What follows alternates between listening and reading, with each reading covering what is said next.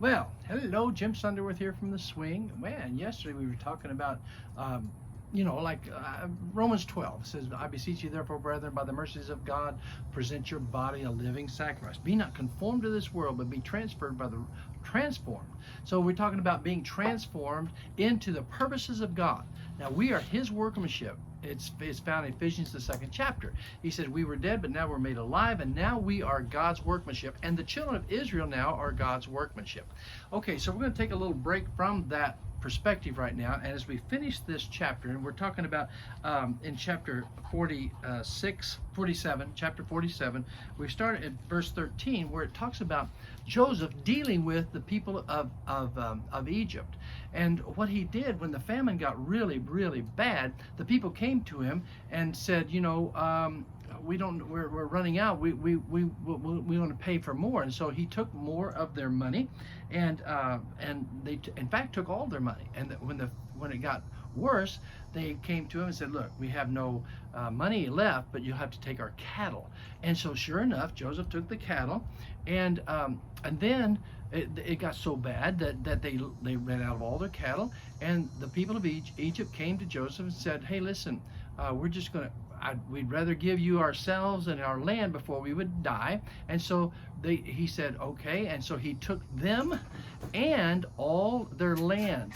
And as they took the land, it ended up that Pharaoh owned all of Egypt and all of the wealth. Later down in history, they couldn't figure out how he did that, but he did own all the land and all the wealth, and had so many people working for him, even Egyptians, not so much even the people of Israel. So they said, how did they do that? Well, Joseph set that up. But here's the one thing. Joseph said after that, he said, now when the seed, I'm going to give you the seed, and when this thing gets over with, you're going to plant your seed. We're going to give you that seed, and this is all over. When this famine is over, he said, then I want you to plant your seed, and when you begin to prosper again, you're going to give Pharaoh 15%.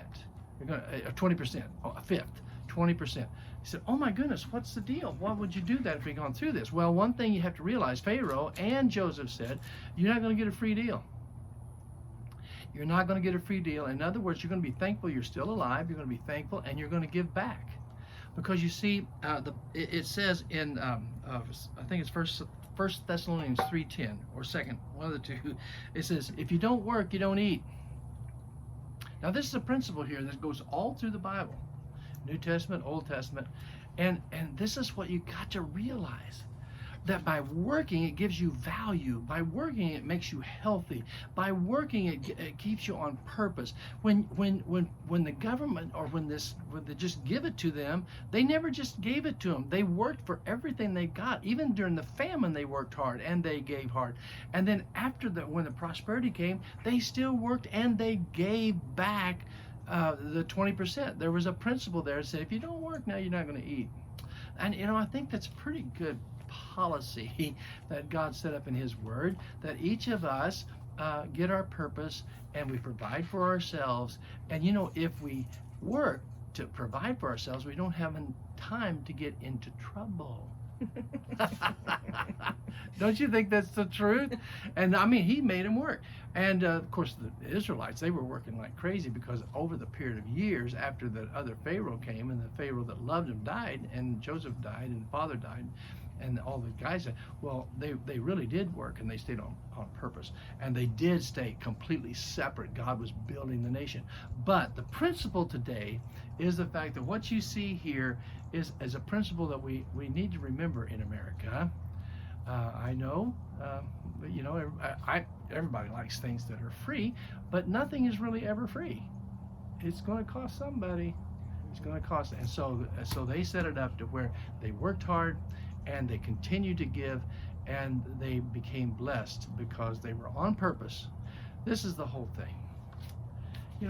There's something about accomplishment, that when you see and you have a goal, you want a home, or you want a car, or you want to raise your family, you want to do things, and you work for that, and you enjoy that work, and you accomplish to the point where you have a home and you work for it, you have a car and you work for it, and you have your family and you provided for them. There's something about a man and a woman that work together for that. They stay focused. They are grateful for each other. They're grateful for God. They're thankful. They respect each other for what they do, and it becomes a life of meaning, purpose, and fulfillment. Wow, 5 minutes went fast today. I'll see you tomorrow. Bye-bye.